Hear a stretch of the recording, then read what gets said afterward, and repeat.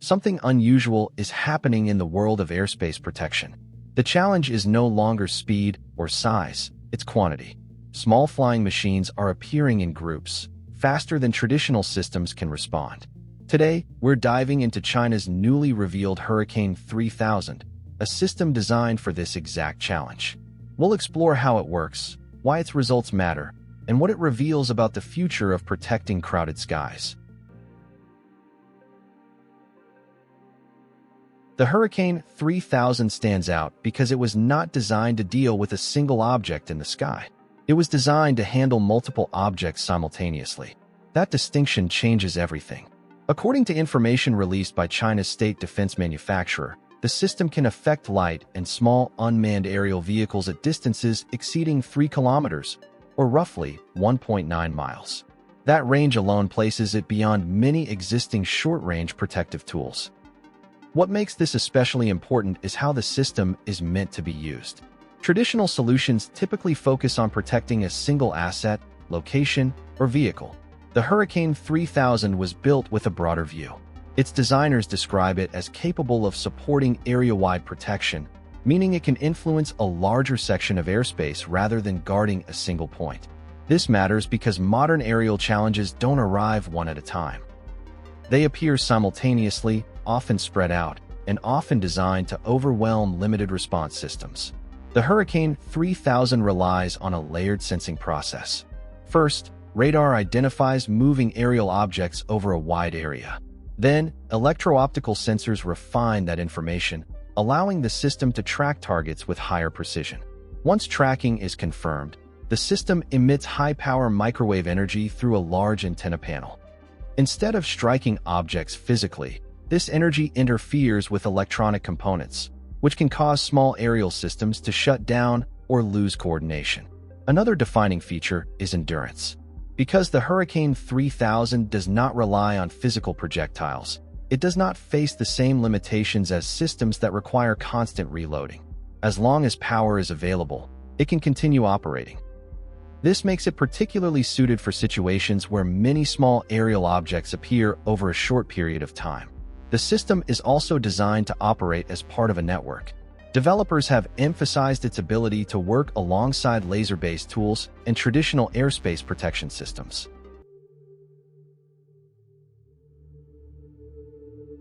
Microwave-based systems approach aerial challenges from a completely different angle, and that difference is exactly why they are gaining attention. Instead of focusing on physical interception, these systems target electronics. For small aerial platforms that depend heavily on onboard processors, navigation units, and communication links, this approach can be especially effective. The Hurricane 3000 emits high-power microwave energy that affects electronic systems across a defined area. Unlike solutions that engage one object at a time, microwave energy can influence multiple targets simultaneously. This becomes critical when many small aerial devices appear together. Systems that rely on sequential engagement can quickly become overwhelmed, while area-based energy systems maintain effectiveness across the same time window. Another major advantage is efficiency. Traditional interception methods often involve expensive components used against relatively low-cost platforms. Microwave systems shift the balance by relying on reusable energy rather than consumable hardware. This dramatically reduces the cost per engagement. Microwave systems also operate at the speed of light. There is no travel time, no need to calculate intercept paths, and no delay between detection and response once the system is activated. This immediacy reduces the chance that small, fast-moving aerial objects can slip through gaps in coverage. It's also important to understand how microwave systems differ from laser-based tools. Lasers offer precision and are highly effective against individual targets, but they typically engage one object at a time. Microwave systems, by contrast, are designed for coverage.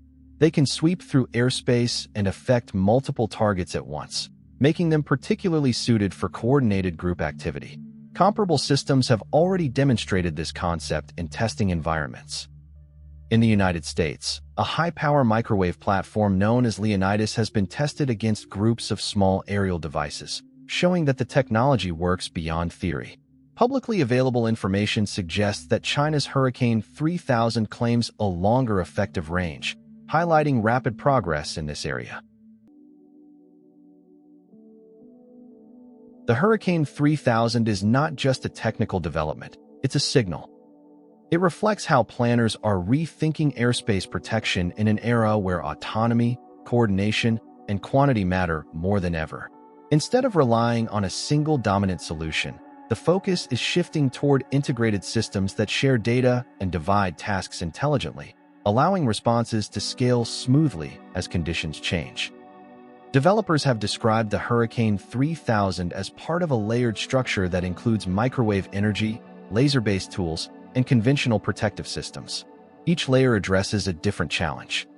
Lasers handle precision tasks, traditional systems cover immediate response needs, and microwave platforms manage saturation scenarios. Together, they form a flexible framework rather than a rigid setup, capable of adjusting to diverse environments and evolving aerial behaviors. What's especially notable is the system's potential beyond small aerial platforms.